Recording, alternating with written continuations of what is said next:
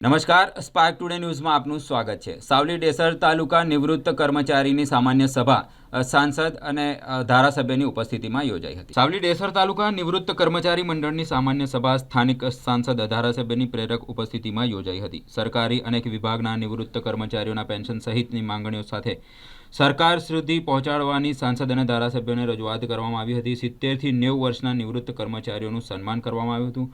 વડોદરા જિલ્લાના સાવલી રેખાંકિત ખાતે ગુજરાત રાજ્ય નિવૃત્ત કર્મચારીના મહામંત્રી ચંદુભાઈ જોશીની અધ્યક્ષતામાં અને સાંસદ રંજનબેન ભટ્ટ, ધારાસભ્ય કેતન ઇનામદાર, જિલ્લા પંચાયત પ્રમુખ ગાયત્રીબા મહિડા, તાલુકા પંચાયતના પ્રમુખ ગીતાબેન સોલંકી, નગરપાલિકા પ્રમુખ હર્ષદભાઈ પટેલની પ્રેરક ઉપસ્થિતિમાં સરકારની અલગ અલગ વિભાગના સાવલી ડેસર તાલુકાના નિવૃત્ત કર્મચારી મંડળની સામાન્ય સભા યોજાઈ હતી, જેમાં મંડળના વાર્ષિક અહેવાલ રજૂ કરાયા હતા અને સરકાર પાસે વિવિધ માંગણીઓ બાબતે ઠરાવ કરાયો હતો। દીપ પ્રાગટ્ય સાથે શરૂ કરાયેલા કાર્યક્રમમાં શાળાની વિદ્યાર્થીનીઓ દ્વારા સાંસ્કૃતિક કાર્યક્રમ રજૂ કરવામાં આવ્યો હતો અને 70 થી 90 વર્ષના નિવૃત્ત કર્મચારીઓને શાલ ઓઢાડીને પુષ્પગુચ્છ સાથે પ્રમાણપત્ર અર્પણ કરાયા હતા। સરકારમાં કોરોના સમયથી સિનિયર સિટીઝન્સને બસ, રેલવે મુસાફરી વખતે ભાડાના દરમાં અપાતી સહાય બંધ કરવામાં આવી છે, તે પુનઃ શરૂ કરવા અને પેન્શનના લાભની વિસંગતતા દૂર કરવાની માંગણીઓ આવાજ સરકાર સુધી પહોંચાડવા સાંસદ અને ધારાસભ્યને રજૂઆત કરવામાં આવી હતી। આ પ્રસંગે સાવલી ડેસર તાલુકા નિવૃત્ત કર્મચારી મંડળના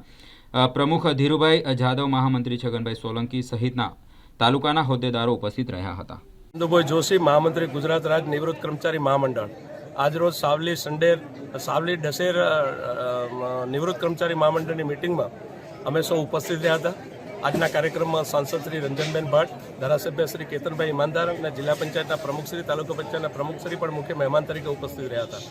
આજના આ મિટિંગમાં ખાસ કરીને આ તાલુકાના પ્રમુખ શ્રી ભગવાનભાઈ, અધ્યક્ષ શ્રી નરેન્દ્રસિંહ અને મહામંત્રી શ્રી ધીરુભાઈએ એમણે જે જહેમત કરીને આજની આ મિટિંગનું સુંદર આયોજન કર્યું છે એ બદલ એમને ખૂબ ખૂબ અભિનંદન પાઠવીએ છીએ।